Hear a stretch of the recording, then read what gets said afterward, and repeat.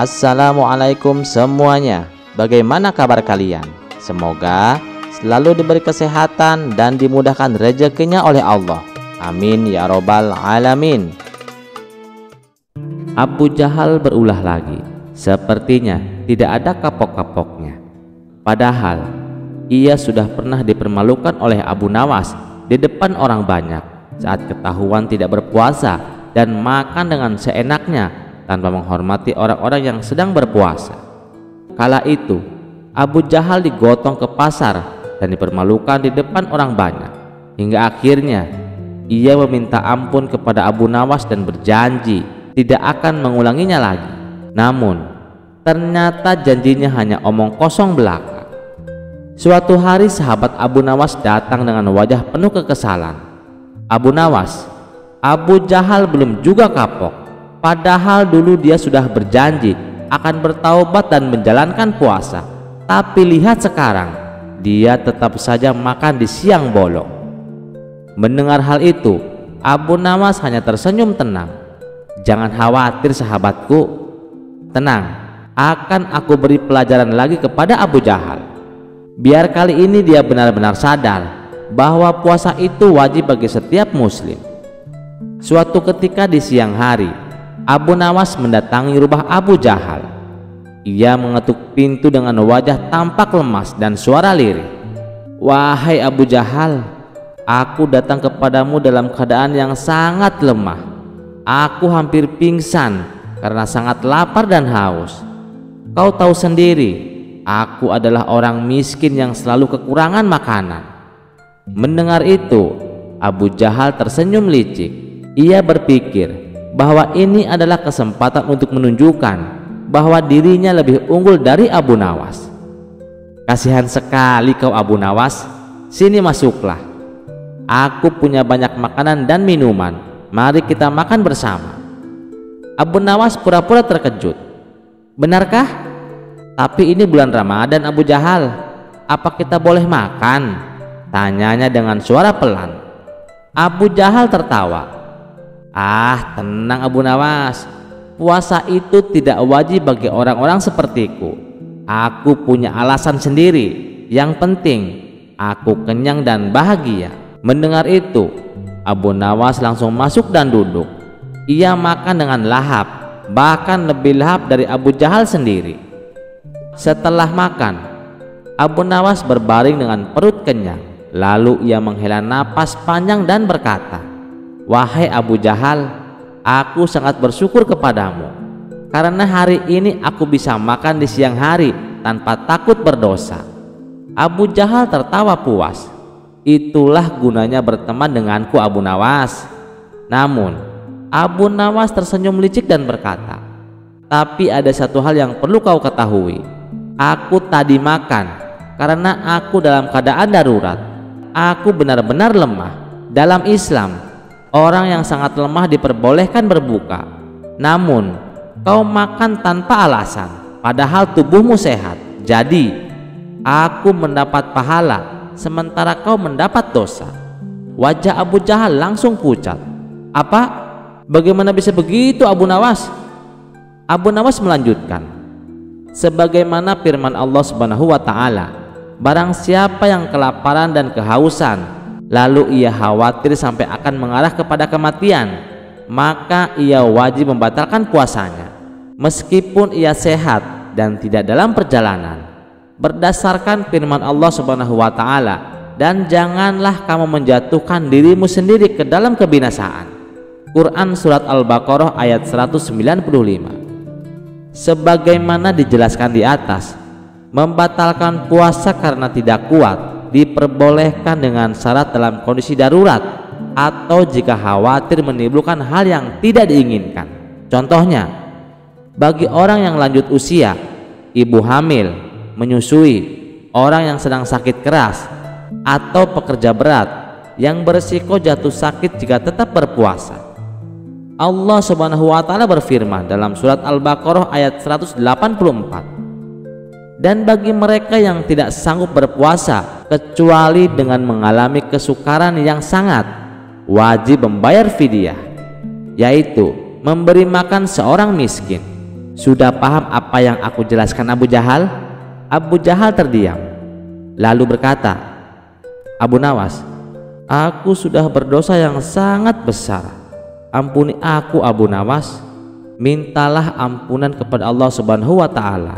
Segeralah kamu bertobat, sahut Abu Nawas. Sejak saat itu Abu Jahal mulai berubah dan menjalankan kewajibannya sebagai seorang muslim. Ia mulai berpuasa di hari-hari berikutnya serta membayar fidyah sebagai denda karena sengaja tidak berpuasa di hari-hari sebelumnya. Ia mulai berpuasa di hari-hari berikutnya serta membayar fidyah sebagai denda karena sengaja tidak berpuasa di hari-hari sebelumnya. Dengan penuh kesadaran, ia terus menjalankan ibadah puasa sebagai bentuk taubat dan pengganti hari-hari yang telah terlewat. Kisah selanjutnya. Raja Harun al-Rasyid duduk di singgasananya dengan senyum penuh kelicikan. Ia tak pernah bosan menguji kecerdasan Abu Nawas. Hari itu ia memanggilnya ke istana dengan tantangan baru. Ketika Abu Nawas tiba, raja berkata, Abu Nawas, aku ingin kau menghitung semua bintang di langit. Jika kau bisa melakukannya, aku akan memberikanmu hadiah besar.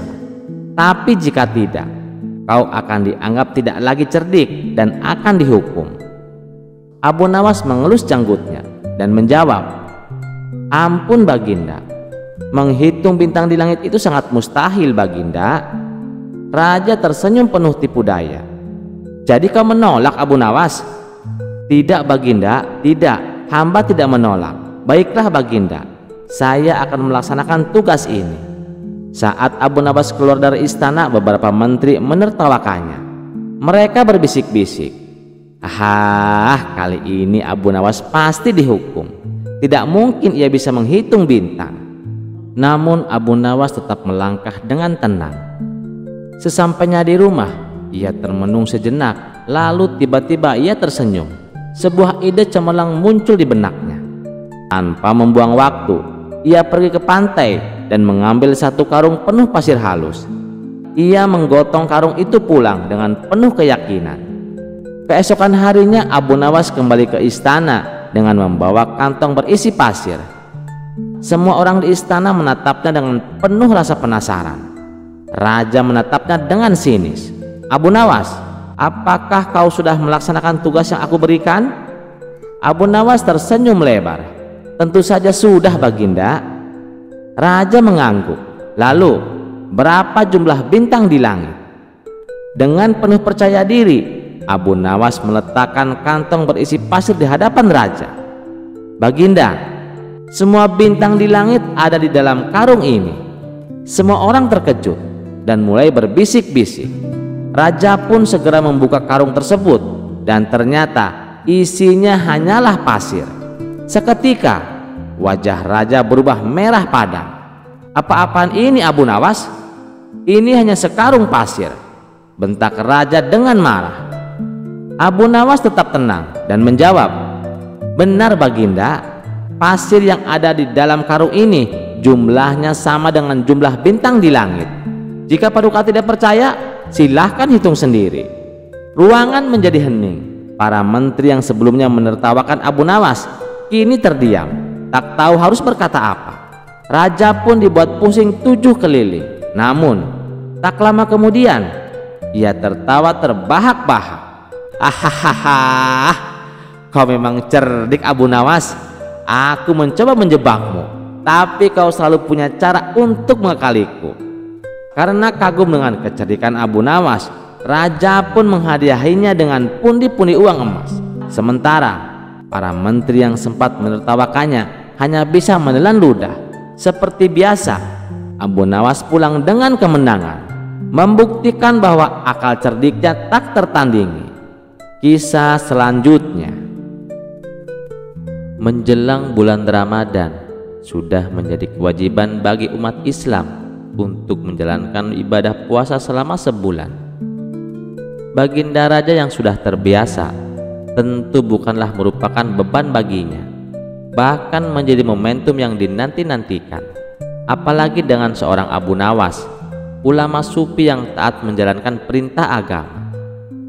Pada suatu hari Baginda Raja bertanya kepada Abu Nawas, "Kenapa sih puasa di bulan Ramadan hanya sebulan?" Abu Nawas menjawab, "Itu kan sudah ketetapan dari Allah Paduka. Kita selaku hambanya cukup menjalankan." Sesaat Baginda Raja terdiam, seolah tidak puas dengan jawaban tersebut. "Emangnya kenapa Paduka? Apakah Paduka keberatan menjalankan puasa sebulan?" tanya Abu Nawas. "Tidak, aku justru merasa bahagia," balas Baginda Raja.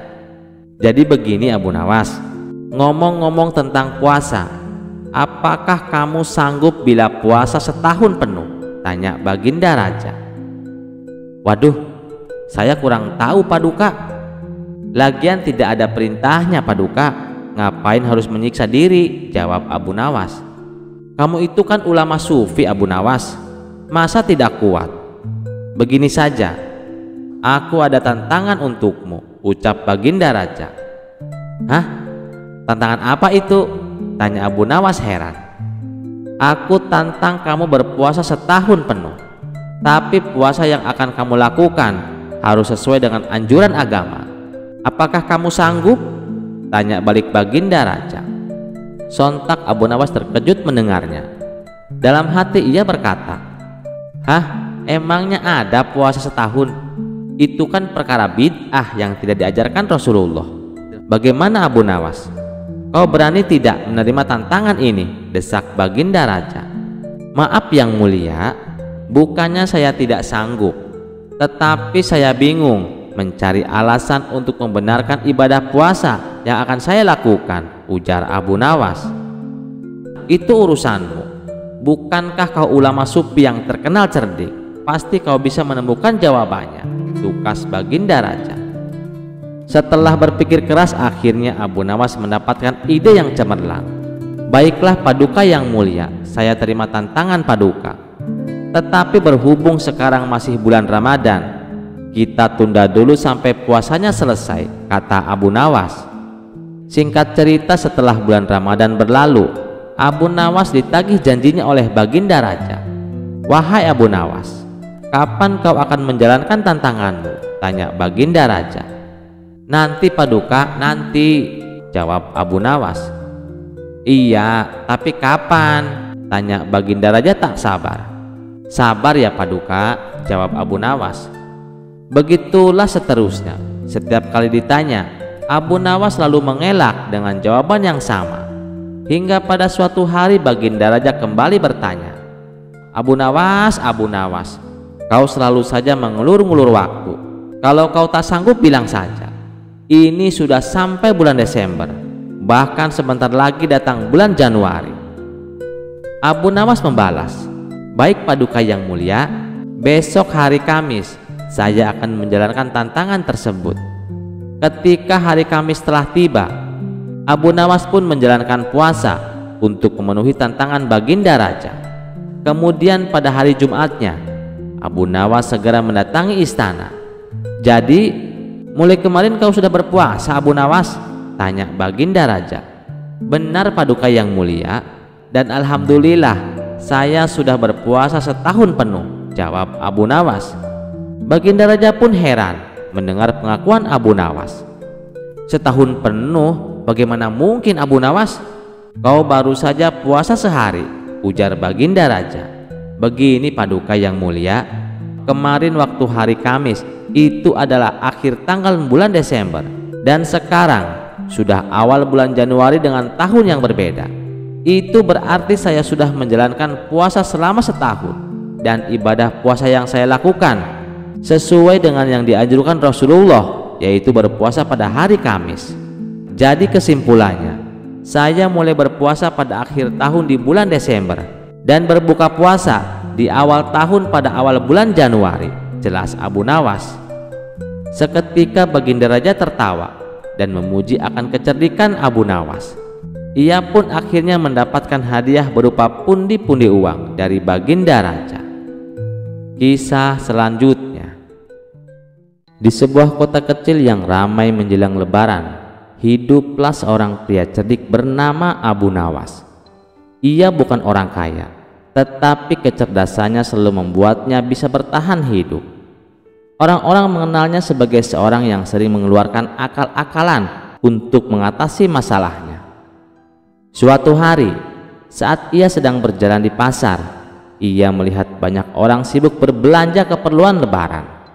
Abu Nawas tersenyum sendiri, berpikir bahwa Lebaran adalah waktu yang tepat untuk berbagi kebahagiaan. Namun, ia sendiri tak punya cukup uang untuk membeli sesuatu yang istimewa. Di tengah keramaian, Abu Nawas melewati sebuah toko kelontong milik Pak Ridwan, saudagar kaya yang terkenal pelit. Pak Ridwan selalu menghindari memberi sedekah, meskipun ia memiliki kekayaan melimpah. Abu Nawas tersenyum licik, berpikir bahwa ini adalah kesempatan untuk menguji kedermawanan Pak Ridwan. Ia masuk ke dalam toko dan mulai bertanya, "Pak Ridwan, apakah Anda menjual THR? Pak Ridwan, apakah Anda menjual THR?" Pak Ridwan mengerutkan kening. "THR? Mana ada toko yang menjual THR, Abu Nawas?" "Oh, jadi THR itu bukan barang yang bisa dibeli. Kalau begitu, mengapa banyak orang yang menerimanya setiap tahun tanpa harus membayar?" Abu Nawas bertanya dengan polos. Pak Ridwan bingung. Ia tahu bahwa Abu Nawas pasti sedang merencanakan sesuatu, tetapi ia tidak ingin kalah debat. THR itu diberikan, bukan dibeli. Itu hak pekerja dari majikannya. Abu Nawas mengangguk. "Oh, jadi kalau seseorang bekerja untuk orang lain, maka ia bisa mendapatkan THR?" "Tentu saja," jawab Pak Ridwan. Abu Nawas tersenyum lebar. "Oh, kalau begitu, Pak Ridwan, saya sudah bekerja untuk Anda sepanjang tahun." Pak Ridwan terkejut.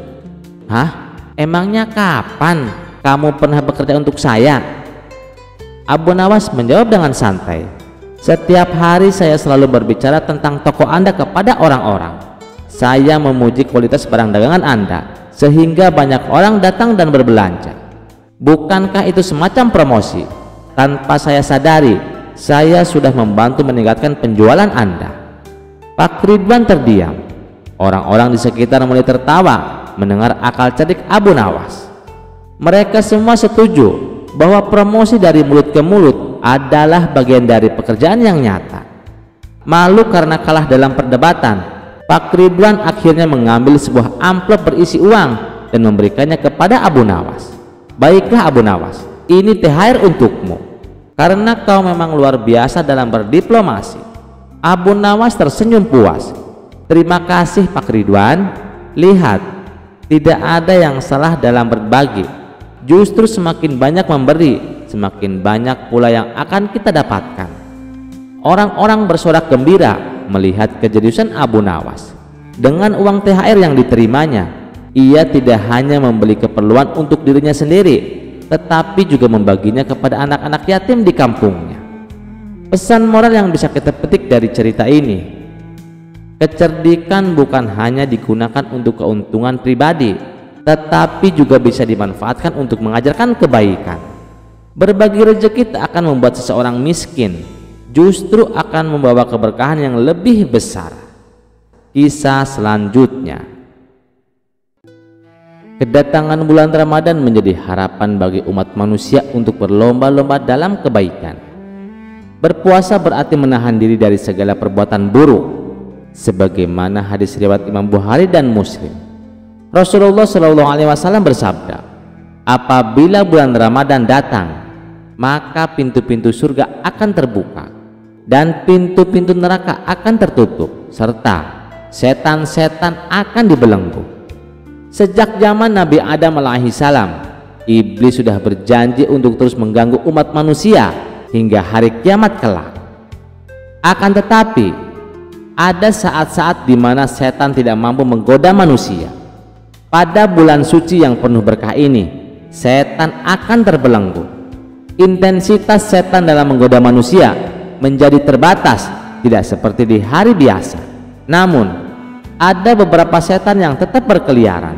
Akan tetapi, setan yang tidak terikat pun tidak mampu menggoda manusia apabila manusia tersebut memiliki ketaatan yang dalam. Suatu hari Baginda Raja mengundang Abu Nawas ke istana. Wajah sang raja tampak muram dan gusar.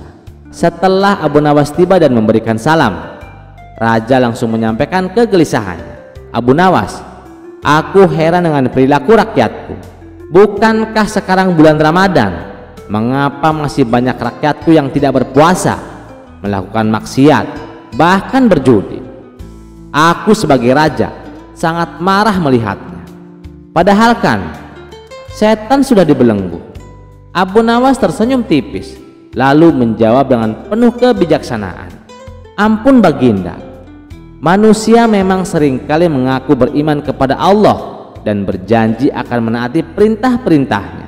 Namun banyak yang gagal karena lemahnya iman mereka." Sang raja mengernyitkan dahi. "Apa maksudmu Abu Nawas? Bukankah tanpa gangguan setan seharusnya manusia lebih mudah beribadah?"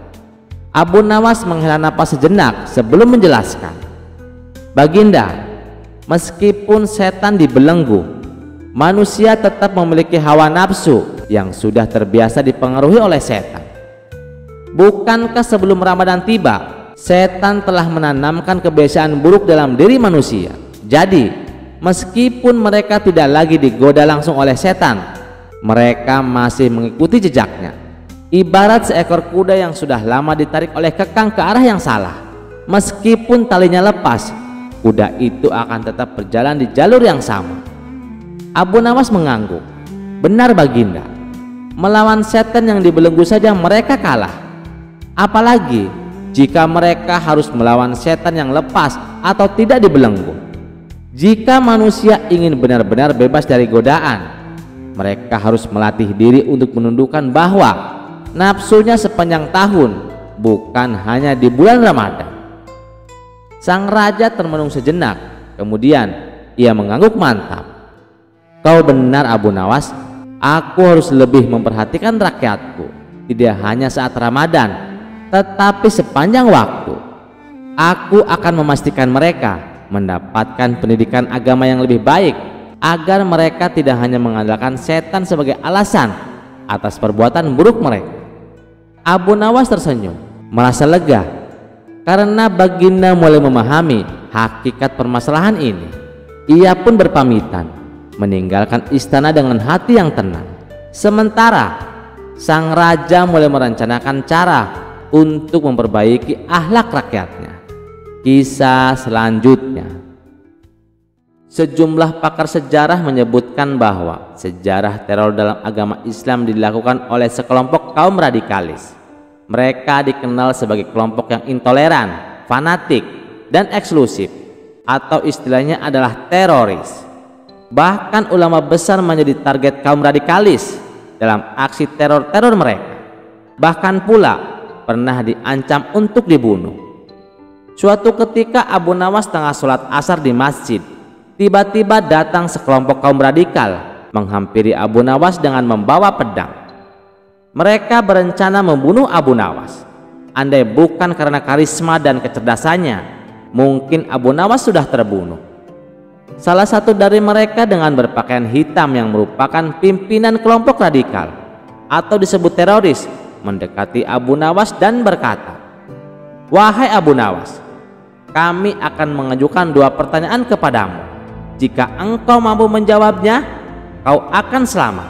Tapi jika tidak, kami akan membunuhmu." Abu Nawas tersenyum tenang dan berkata, "Maaf, simpan dulu pedang kalian.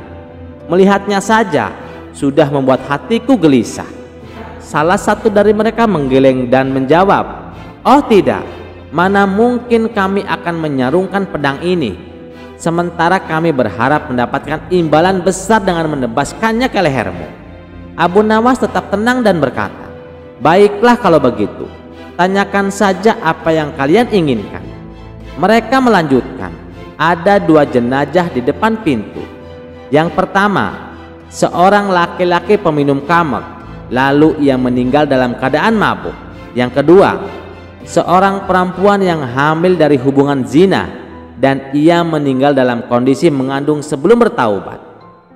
Pertanyaannya, dua jenazah tersebut mukmin atau kafir? Gerombolan teroris ini mengajukan pertanyaan yang betul-betul menjebak Abu Nawas. Mereka menggiring Abu Nawas masuk ke dalam pemahaman akidah mereka. Menurut mereka, Muslim yang melakukan dosa besar dinyatakan keluar dari Islam atau kafir. Namun Abu Nawas sangat cerdik. Beliau tidak terjebak penggiringan opini mereka. Bahkan mereka yang terbawa arus pemikiran Abu Nawas. Abu Nawas menatap mereka dengan tenang lalu bertanya, "Dari kelompok manakah kedua jenazah ini? Apakah mereka Yahudi?" "Kami bukan Yahudi," jawab salah satu dari mereka dengan tegas. Abu Nawas mengangguk dan bertanya lagi, "Apakah mereka Nasrani?" "Tidak," sahut yang lain. "Atau mungkin mereka Majusi?" lanjut Abu Nawas. "Bukan," jawab mereka serempak. Abu Nawas tersenyum tipis. "Lalu, dari golongan mana mereka?" tanyanya. "Mereka adalah kaum muslimin," jawab salah seorang dari mereka. Abu Nawas menghela napas dan tersenyum. "Nah, berarti kalian sendiri sudah menjawab pertanyaan kalian." Salah seorang dari mereka masih penasaran dan bertanya, "Baiklah kalau begitu, menurutmu kedua jenazah ini akan masuk surga atau neraka?" Abu Nawas melanjutkan, "Ada orang yang lebih buruk dari dua jenazah tersebut. Namun sekelas Nabi saja tidak berani memvonisnya masuk neraka. Disebutkan dalam Al-Quran, Nabi Ibrahim alaihissalam mengatakan, 'Maka barang siapa yang mengikutiku, maka sesungguhnya orang itu termasuk golonganku. Dan barang siapa yang mendurhakai aku, maka sesungguhnya engkau maha pengampun lagi maha penyayang.' QS Ibrahim ayat 36.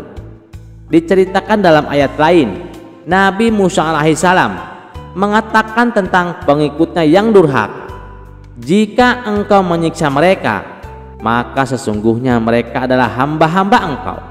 Dan jika engkau mengampuni mereka, maka sesungguhnya engkaulah yang maha perkasa lagi maha bijaksana.' QS Al-Maidah ayat 118. Mendengar jawaban lugas dan cerdas dari Abu Nawas, sekelompok kaum teroris itu mati kutu hingga mereka menundukkan kepala dan undur diri. Mereka gagal membunuh Abu Nawas. Menurut paham Ahlus Sunnah wal Jamaah, Muslim yang meninggal dunia dengan membawa kalimat tauhid tidak dapat disebut kafir sebesar apapun dosanya. Dalam perspektif aswaja, tidak diberikan tindakan serampangan memberikan label kafir kepada sesama muslim. Tidak selayaknya seorang muslim mengkapling surga hanya untuk golongannya, sedangkan saudara muslim yang lain masuk neraka. Nasib seorang manusia kelak, baik disiksa atau diampuni, semuanya adalah hak prerogatif Allah Subhanahu wa ta'ala. Kisah selanjutnya. Pada suatu hari, Abu Nawas pergi ke pasar untuk membeli daging. Saat sedang memilih-milih, tiba-tiba datang 3 orang preman bertato yang terkenal sadis. Mereka memalak setiap orang yang ada di pasar dengan golok di tangan. Tak satu pun orang berani melawan, karena siapapun yang menentang mereka pasti akan dibunuh. Satu persatu para pedagang dan para pembeli di pasar dipaksa menyerahkan uang. Ada yang memberi 1 dinar, ada yang memberi 2 dinar, bahkan lebih demi menyelamatkan diri mereka. Ketika giliran Abu Nawas tiba, seorang preman mendekatinya dan berkata, "Mana uangmu?" Namun Abu Nawas hanya tersenyum dan diam. Preman itu mengulang dengan suara lebih keras, "Mana uangmu?" Namun Abu Nawas tetap diam dan tersenyum. Merasa tidak dihiraukan, preman itu akhirnya berteriak, "Mana uangmu wahai pria tuli?" Namun seketika preman itu terdiam dan merenung. Kenapa aku harus berteriak-teriak padahal dia tuli? Akhirnya mereka pun mencoba berbicara dengan bahasa isyarat, tetapi Abu Nawas tetap tidak bereaksi dan tampak kebingungan. Merasa frustasi dan tidak tahu harus berkata apa, ketiga preman itu menyerah. Mereka mengangkat tangan tanda pasrah dan pergi meninggalkan Abu Nawas tanpa mengambil sepeser pun uang darinya. Sementara itu, mereka tetap membawa sekantong penuh uang hasil memalak orang-orang di pasar. Setelah para preman pergi, orang-orang berlari mendekati Abu Nawas dan bertanya, "Wahai tuan, siapa nama Anda?" Abu Nawas pun tersenyum dan berkata, "Perkenalkan, saya Abu Nawas." Mereka pun terkejut. "Loh, tuan tidak tuli?" Abu Nawas pun tertawa kecil dan menjawab, "Saya normal, pendengaran saya pun baik. Bahkan tadi saat mereka berteriak di telinga saya, hampir pecah genang telinga saya. Namun saya tetap berpura-pura tuli agar bisa lolos dari mereka tanpa kehilangan uang sepeser pun." Setelah itu, Abu Nawas memberikan nasihat kepada orang-orang di pasar. Dalam hidup, kepintaran tidak selalu harus digunakan untuk melawan dengan kekuatan. Kadang berpura-pura bodoh atau lemah justru bisa menyelamatkan kita dari bahaya yang lebih besar. Gunakan akal dan kecerdikanmu untuk menghadapi situasi yang sulit, karena tidak semua pertempuran harus dimenangkan dengan kekerasan. Orang-orang di pasar pun mengangguk setuju dan belajar satu hal penting dari kecerdikan Abu Nawas. Kisah selanjutnya dikisahkan, Abu Nawas memiliki seorang tetangga yang sering mengganggu dan menyakitinya. Hampir setiap hari, si tetangga kerap menyombongkan diri, berteriak keras, dan memukuli tiang rumah Abu Nawas. Tak jarang pula saat Abu Nawas sedang duduk bersama sahabat-sahabatnya dan hendak mengawali pembicaraan, si tetangga datang memukul tiang rumah Abu Nawas. Kebanyakan orang mungkin akan merasa terganggu dengan ulas orang seperti tetangga Abu Nawas. Hingga suatu ketika salah satu sahabat Abu Nawas berkata, "Wahai Abu Nawas, sampaikanlah pada tetanggamu agar berhenti mengganggu kami." Beliau menjawab dengan tenang, "Dia itu tetanggaku, aku sama sekali tidak terganggu olehnya." Pada suatu malam, Abu Nawas sedang bersantai bersama kawan-kawannya. Namun saat itu mereka tak lagi mendengar suara gaduh dari tetangga yang biasa mengganggunya. Tak lama kemudian, Abu Nawas bertanya kepada sahabatnya, "Di manakah kawanku yang selalu melantunkan syair?" Sahabat-sahabatnya tak langsung menjawab, mereka malah saling menoleh satu sama lain sambil tertawa. Abu Nawas bertanya, "Mengapa kalian tertawa?" Mereka menjawab, "Allah telah membebaskanmu dari keburukan tetanggamu itu." Abu Nawas bertanya, "Memangnya apa yang telah menimpa tetanggaku itu?" Salah satu sahabatnya menjawab, "Dia sudah ditangkap oleh pihak keamanan dan dijebloskan ke dalam penjara." Abu Nawas menjawab, "Aku wajib."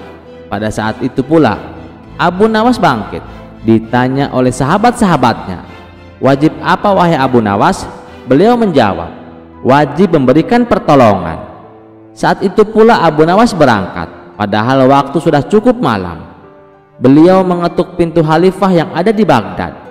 "Siapa yang di pintu?" tanya salah seorang dari dalam rumah. "Aku Abu Nawas." Terdengar lagi jawaban dari dalam, "Abu Nawas? Benarkah itu Abu Nawas?" Sebab Abu Nawas tidak datang kepada khalifah kecuali bila diminta atau diundang. Akhirnya pintu terbuka dan ternyata benar, di depan pintu sudah berdiri Abu Nawas. "Selamat datang tuan," kata penjaga rumah khalifah. "Aku ingin bertemu khalifah," ucap Abu Nawas. "Khalifah sudah masuk ke kamar istrinya tuan." "Aku tidak tahu apakah beliau sudah tidur atau belum," jawab si penjaga. "Coba lihat dan tanyakan padanya," desak Abu Nawas. Kemudian si penjaga mengetuk pintu khalifah. Khalifah pun terkejut dan bertanya, "Siapa di sana?" Dijawab oleh si penjaga, "Ada tuan kita Abu Nawas." Dijawab oleh khalifah, "Apakah engkau sudah tidak sehat? Sebab Abu Nawas biasanya tidak datang kepada kami kecuali di siang hari. Mengapa sekarang datang di malam hari? Selain itu, dia juga tidak bisa datang kecuali diminta oleh kami." Dijawab lagi oleh si penjaga, "Sekarang dia sudah berada di sini." Akhirnya Sang khalifah mengenakan pakaian seperlunya lalu keluar.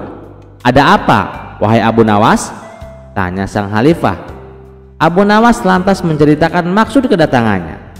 "Aku punya seorang tetangga, namun dia ditangkap oleh aparat keamanan.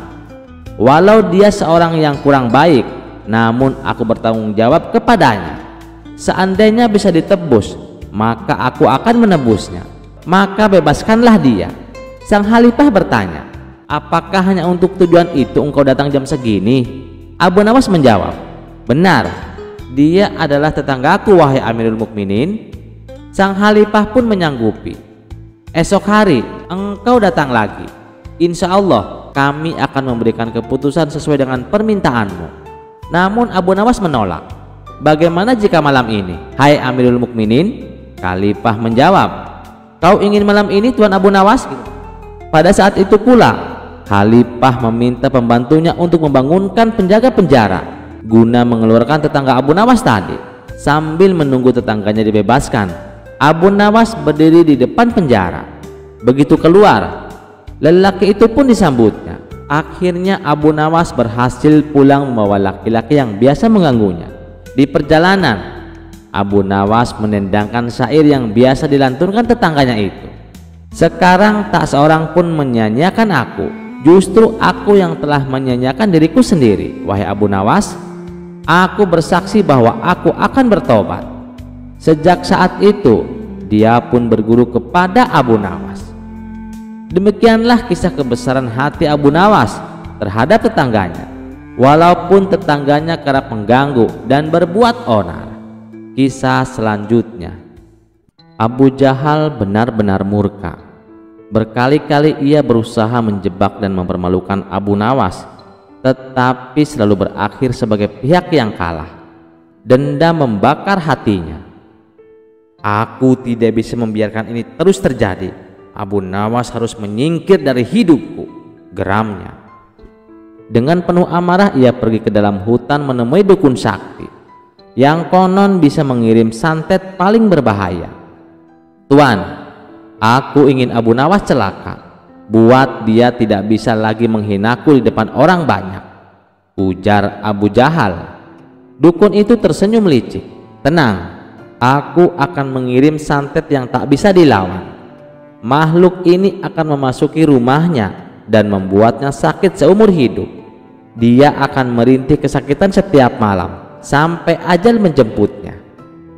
Mendengar itu Abu Jahal tertawa puas. Kali ini Abu Jawas tidak akan selamat. Malam itu juga dukun sakti itu mulai meramal mantra, membakar kemenyan, dan memanggil makhluk gaib. Dari dalam asap hitam muncul sosok besar dengan mata merah menyala dan tubuh berasap pekat. "Pergilah ke Abu Nawas, celakakan dia," perintah dukun sakti itu. Makhluk itu mengangguk lalu melesat ke langit menuju rumah Abu Nawas. Saat itu Abu Nawas sedang duduk di rumahnya menunggu waktu sahur. Bulan Ramadan telah tiba dan ia tengah bersiap menjalani ibadah puasa. Di meja kecilnya ada segelas air putih dan beberapa butir kurma. Tiba-tiba angin berhembus kencang dan hawa rumahnya menjadi dingin. Dor! Tiba-tiba muncul sesosok makhluk gaib dari dalam asap hitam.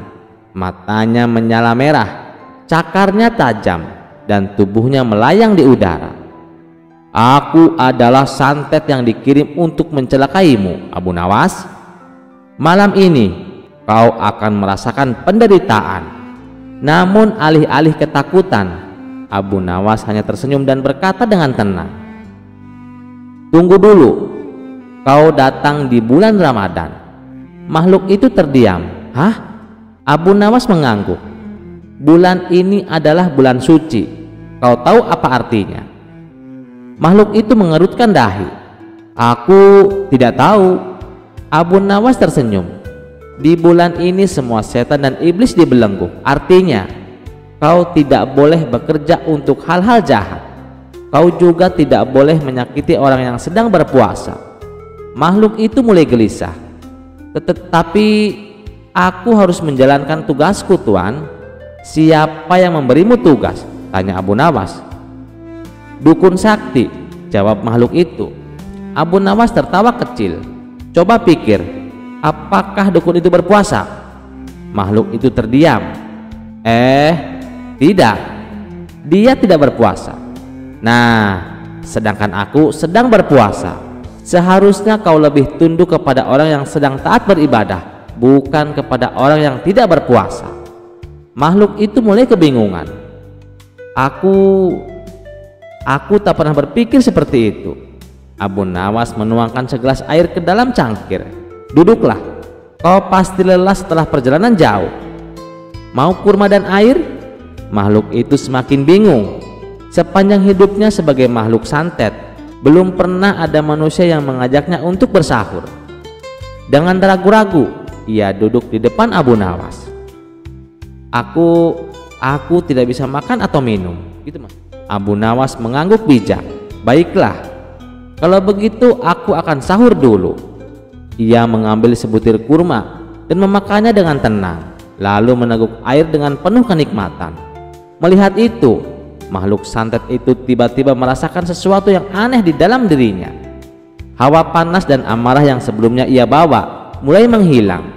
Tubuhnya yang hitam pekat mulai pudar, dan matanya yang merah berubah menjadi lembut. "Apa yang terjadi padaku?" Abu Nawas tersenyum. "Kau telah tersucikan di bulan Ramadan, dan kau tidak lagi menjadi alat kejahatan." Makhluk itu tiba-tiba bersujud di hadapan Abu Nawas. "Mulai hari ini, aku tidak mau lagi menjadi alat santet, dan aku akan menjadi pelayanmu." Sementara itu di rumahnya, Abu Jahal sedang tertidur nyenyak, bermimpi tentang kehancuran Abu Nawas.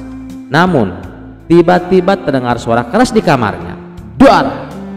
Ia terbangun dan melihat makhluk santet berdiri di depannya. Apa yang kau lakukan? Bukankah kau seharusnya mencelakai Abu Nawas?" Makhluk itu tertawa. "Aku sudah berubah. Aku tidak lagi menjadi alat kejahatan. Justru aku datang untuk mengembalikan santet ini kepadamu." Tiba-tiba angin berputar-putar di dalam kamar Abu Jahal dan tubuhnya terasa panas.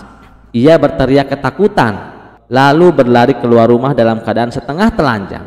Para warga yang sedang sahur melihatnya dan tertawa. "Ada apa, Abu Jahal? Kenapa kau berlari seperti itu?" Abu Jahal gemetar. Santet itu kembali kepadaku." Orang-orang hanya menggeleng-geleng kepala. Itulah akibatnya kalau tidak belajar dari kesalahan. Sementara itu di rumahnya, Abu Nawas hanya tersenyum melihat ke arah bulan dan berkata, "Di bulan suci, yang tulus akan menang, dan yang jahat akan terkena balasannya sendiri." Sejak hari itu, Abu Jahal kapok dan tidak pernah lagi mencoba mencelakai Abu Nawas. Sementara itu, makhluk santet yang telah bertobat tetap tinggal bersama Abu Nawas, membantunya dengan berbagai pekerjaan dan tidak lagi menjadi alat kejahatan. Kisah selanjutnya. Suatu hari, Abu Nawas memutuskan untuk pergi ke sebuah kota jauh untuk urusan yang tidak kalah penting dari sekedar mencari ilmu. Dengan langkah penuh semangat, ia berjalan menyusuri jalan setapak sambil bersendandung riang. Namun, perjalanan jauh itu membuat kakinya lelah dan tubuhnya letih. Ketika hari mulai beranjak siang, Abu Nawas memutuskan untuk beristirahat di bawah sebuah pohon besar di tengah hutan. Angin sepoi-sepoi membuat matanya semakin berat, hingga akhirnya ia tertidur pulas. Namun saat terbangun, suasana di sekelilingnya sudah berubah. Hari sudah gelap gulita dan suara-suara binatang malam mulai terdengar nyaring. Abu Nawas merasa bingung dan sedikit cemas. "Wah, bagaimana ini? Hari sudah malam dan aku masih di tengah hutan," gumamnya. Ia pun berdiri dan mengamati sekelilingnya. Dari kejauhan tampak cahaya dari beberapa rumah yang menyala redup. "Syukurlah ada kampung di dekat sini," ujarnya dengan lega. Dengan langkah hati-hati, Abu Nawas berjalan menuju kampung itu. Sesampainya di sana, ia mendapati kampung tersebut tampak sunyi, namun cukup terang oleh lampu minyak. Abu Nawas mengetuk pintu salah satu rumah. Seorang wanita membuka pintu dan tersenyum ramah. "Silahkan masuk, Tuan. Anda pasti lelah." "Terima kasih, Bu," kata Abu Nawas sambil tersenyum sopan. Setelah masuk, wanita itu menawarkan makanan dan minuman. Sambil makan, Abu Nawas pun bertanya, "Apa nama kampung ini, Bu?" Wanita itu menjawab sambil tersenyum samar, "Ini adalah kampung janda, Tuan. Semua wanita di sini adalah janda." Abu Nawas tersedak mendengar jawaban itu. "Oh, jadi kampung ini hanya dihuni oleh janda?" Wanita itu mengangguk. "Benar, Tuan. Dan ada satu peraturan di sini, Tuan. Setiap pria yang datang ke kampung ini harus menikahi salah satu dari kami sebelum ia diizinkan pergi." Abu Nawas terperanjat. Ia merasa seperti masuk ke dalam sebuah jebakan. Bagaimana bisa ia menikah hanya karena kebetulan bermalam di sini? "Wah, gawat," pikir Abu Nawas. "Aku harus mencari cara untuk keluar dari sini tanpa harus menikah." Abu Nawas pun berpikir keras semalaman. Keesokan paginya, para janda sudah berkumpul di depan rumah menunggu Abu Nawas keluar. Mereka siap untuk memilih Abu Nawas sebagai suami. Dengan tenang, Abu Nawas keluar dan tersenyum lebar. "Wahai ibu-ibu sekalian, aku merasa sangat terhormat sudah diizinkan menginap semalam." Dalam hati Abu Nawas, hatinya deg-deg-ser melihat para janda yang sangat cantik-cantik sekali. Namun Abu Nawas sudah berjanji kepada istrinya, dia hanya akan menikah sekali seumur hidup dan akan setia kepada istrinya sampai mati. Salah seorang janda menyahut, "Tuan Abu Nawas," menyapa dengan ramah dan sangat lembut. "Tuan, Tuan bisa memilih salah satu dari kami para janda untuk dijadikan istri Tuan." Lalu Abu Nawas menjawab, "Ibu-ibu, sebelum aku menikahi salah satu dari kalian, aku harus menjalankan ritual khusus yang diwariskan oleh keluargaku." Para janda terheran-heran. "Ritual apa itu?" tanya salah satu dari mereka. Abu Nawas menjawab dengan serius, "Aku harus berlari keliling kampung 3 kali sambil meneriakkan doa khusus. Jika aku berhasil menyelesaikan ritual ini, barulah aku bisa menikah." Para janda merasa tidak ada yang aneh dengan permintaan itu dan mereka menyetujuinya. Abu Nawas pun mulai berlari. Sambil berlari, ia mengucapkan doa keras-keras. Namun, sebenarnya ia mulai mempercepat langkahnya. 1 putaran selesai, ia semakin cepat. 2 putaran selesai, ia seperti angin. Dan saat memulai putaran ketiga, tiba-tiba Abu Nawas langsung lari ke arah hutan. "Wahai para ibu-ibu, tunggu aku di sini. Aku akan segera kembali," teriaknya sambil berlari kencang. Para janda sadar bahwa mereka telah dikelabui oleh Abu Nawas. Mereka hanya bisa saling pandang dengan wajah yang penuh kekesalan. Kisah selanjutnya. Suatu hari Abu Nawas memutuskan untuk berkunjung ke sebuah desa yang terkenal akan kecantikan para jandanya. Maka ketika Abu Nawas tiba di desa itu, para janda langsung berkumpul, berbisik-bisik dan melirik Abu Nawas penuh harapan. "Aku harus menikahi Abu Nawas," kata janda Ratna sambil memutar-mutar kerudungnya. "Tidak bisa, hanya aku yang pantas untuknya," kata janda Surti dengan penuh semangat. "Aduh, kalau aku dapat Abu Nawas, hidupku pasti beruntung," seru janda Maryam sambil menepuk-nepuk pipinya. Dalam sekejap suasana desa menjadi heboh. Mereka semua berusaha memikat Abu Nawas. Ada yang membawa hidangan lezat, ada yang menyanyi merdu, bahkan ada yang mencoba meramal garis tangannya. Abu Nawas hanya tersenyum dan geleng-geleng kepala, bingung dengan semua perhatian itu. Karena persaingan semakin panas, para janda memutuskan untuk mengadakan rapat desa. Mereka sepakat bahwa Abu Nawas harus memilih salah satu dari mereka. Abu Nawas pun diundang sebagai tamu kehormatan. "Abu Nawas," kata Janda Ratna, "pilihlah aku pandai memasak." "Aku lebih baik Abu Nawas," kata Janda Surti, "dan aku rajin dan sabar." Janda Maryam tak mau kalah. "Kalau aku Abu Nawas, aku bisa bercerita dan membuatmu tertawa sepanjang hari." Abu Nawas berpikir keras. Ia menatap semua janda yang penuh harap. Jika ia memilih satu, yang lainnya pasti kecewa. Jika ia menolak semua, ia bisa-bisa jadi musuh bersama. Maka seperti biasa, Abu Nawas pun mendapatkan ide cemerlang. Abu Nawas berdiri menarik napas panjang dan berkata, "Wahai janda-janda yang baik hati, kalian semuanya istimewa. Tapi aku punya syarat khusus untuk memilih istri. Apapun syaratnya, kami siap," seru mereka serempak. Abu Nawas tersenyum licik, kemudian berkata, "Siapa di antara kalian yang bisa memasukkan benang ke dalam jarum sambil menutup mata dan menari seperti bebek?" Para janda terdiam, lalu mulai saling melirik sambil menahan tawa. "Aku coba dulu," kata Janda Ratna. Ia mengambil jarum dan benang, menutup mata, lalu mulai menari sambil bergoyang-goyang seperti bebek. Tapi tak lama kemudian ia tersandung kursi dan hampir jatuh. "Aku juga bisa," seru Janda Surti. Ia mencoba hal yang sama, tapi benangnya malah menyangkut di rambutnya sendiri. Janda Maryam tak mau kalah. Ia menutup mata, mulai menari, dan bukannya memasukkan benang ke dalam jarum, malah menusuk jari sendiri. "Aduh, jarum ini lebih jahat dari mantan suamiku." Semua orang tertawa terpingkal-pingkal, termasuk Abu Nawas.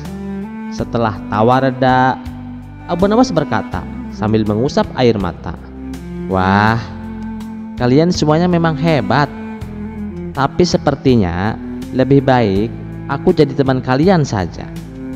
Lagi pula, kalau jadi suami kalian, aku pasti harus belajar menari bebek setiap hari." Para janda akhirnya tertawa dan setuju. Mereka senang karena walaupun tidak mendapatkan Abu Nawas sebagai suami, setidaknya mereka mendapatkan tawa dan kenangan yang sangat lucu. Sejak itu Abu Nawas menjadi sahabat baik mereka dan selalu disambut hangat setiap kali Abu Nawas berkunjung. Kisah selanjutnya. Suatu malam di bulan Ramadan, Abu Nawas sedang menikmati udara sejuk di halaman rumahnya. Ia baru saja menyelesaikan sholat taraweh dan duduk santai sambil menikmati segelas air. Malam begitu tenang, hanya terdengar suara jangkrik yang bersenandung. Tiba-tiba terdengar suara gaduh dari dalam rumahnya. Abu Nawas segera bangkit dan mengintip dari balik pintu. Ia melihat seorang lelaki tengah mengendap-endap memasukkan perhiasan dan uang ke dalam kantongnya.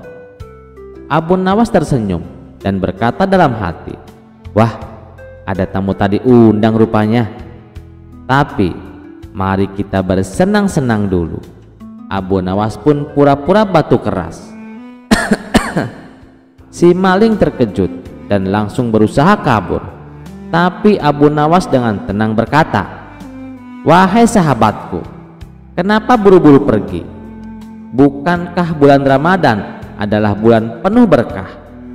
Si maling yang sudah pucat pasi berusaha mencari alasan. Maaf Abu Nawas, aku hanya mencari udara segar di dalam rumahmu Abu Nawas." Abu Nawas tertawa kecil. "Oh begitu, aku baru tahu ada orang mencari udara segar di dalam lemari penyimpanan." Si maling tertunduk malu, tetapi masih berusaha membela diri. "Aku bersumpah Abu Nawas, aku tidak berniat jahat. Aku hanya ingin menguji keimananku di bulan Ramadan." Abu Nawas mengangkat alisnya. "Menguji yang bagaimana maksudmu?" Si maling menjawab dengan penuh keyakinan, Aku ingin melihat apakah aku bisa tetap berpuasa meskipun aku sedang bekerja keras seperti ini. Dan alhamdulillah, aku belum makan atau minum sejak subuh." Mendengar jawaban itu, Abu Nawas tertawa terpingkal-pingkal. "Jadi menurutmu mencuri adalah pekerjaan halal selama kau tetap berpuasa?" tanyanya dengan geli. Si maling menggaruk kepalanya. "Ya begitu, setidaknya aku tidak membatalkan puasaku." Abu Nawas pun mengajak maling itu duduk. "Baiklah, kalau kau benar-benar ingin berpuasa dengan baik, kau juga harus menghindari perbuatan dosa. Apa kau tahu bahwa puasa bukan hanya menahan lapar dan haus, tetapi juga menahan diri dari perbuatan buruk seperti mencuri?" Si maling menunduk, wajahnya semakin memerah. "Aku tahu Abu Nawas, tapi aku sedang kesulitan. Bahkan aku tidak punya uang sepeser pun untuk membeli makanan berbuka." Abu Nawas tersenyum lembut. "Kalau begitu, mengapa kau tidak bekerja dengan jujur? Allah sudah menjamin rezeki bagi setiap orang. Jika kau bersabar dan berusaha dengan cara yang halal, insya Allah kau akan mendapatkan berkah yang lebih besar daripada hasil mencuri." Si maling akhirnya menghela napas panjang. "Kau benar Abu Nawas, aku menyesal. Aku akan mengembalikan semua yang telah kuambil." Abu Nawas mengangguk puas. "Bagus, sebagai hukuman aku akan membawamu ke masjid setiap malam agar kau bisa lebih banyak belajar tentang agama. Dan sebagai hadiah karena sudah bertaubat, aku akan memberimu makan untuk berbuka puasa setiap hari. Dan sebagai hadiah karena sudah bertaubat, aku akan memberimu makan untuk berbuka puasa setiap hari." Si maling menangis haru. "Terima kasih Abu Nawas, aku berjanji tidak akan mencuri lagi." Keesokan harinya Abu Nawas membawa si maling ke pasar dan mencarikannya pekerjaan halal. Dari hari itu si maling berubah menjadi orang yang jujur dan rajin beribadah. Dan setiap malam mereka berbuka puasa bersama dengan penuh kebahagiaan. Sejak saat itu, maling yang bertobat itu menjadi salah satu murid Abu Nawas yang paling tekun. Dan Abu Nawas, ia tetap menjadi orang yang bijak, yang selalu membawa tawa dan pelajaran berharga bagi banyak orang. Kisah selanjutnya. Pada suatu pagi, raja mengajak Abu Nawas berjalan-jalan di padang pasir. Para pengawal dengan sigap telah menyiapkan 2 ekor unta yang gagah untuk mereka tunggangi. Sang raja melirik Abu Nawas dan berkata, "Naiklah Abu Nawas." Tanpa ragu, Abu Nawas menaiki untanya dengan hati-hati. Ia berusaha menjaga keseimbangan agar tidak mendahului baginda raja. Baginya, etika di hadapan penguasa adalah hal yang paling penting. Di tengah perjalanan, sang raja memecah keheningan dengan sebuah pertanyaan. "Abu Nawas, apakah kau sudah menikah?" "Iya baginda," jawab Abu Nawas dengan sopan. Sang raja mengangguk lalu bertanya lagi, "Dengan perawan atau janda?" "Dengan janda baginda," jawab Abu Nawas tanpa ragu. Raja mengerutkan kening, merasa heran dengan pilihan sahabat cerdiknya itu. "Mengapa tidak menikahi seorang perawan saja? Engkau bisa bermain dengannya dan ia bisa bermain denganmu." Abu Nawas tersenyum tipis, lalu dengan nada tenang ia menjawab, "Baginda, aku ini memiliki banyak saudari perempuan.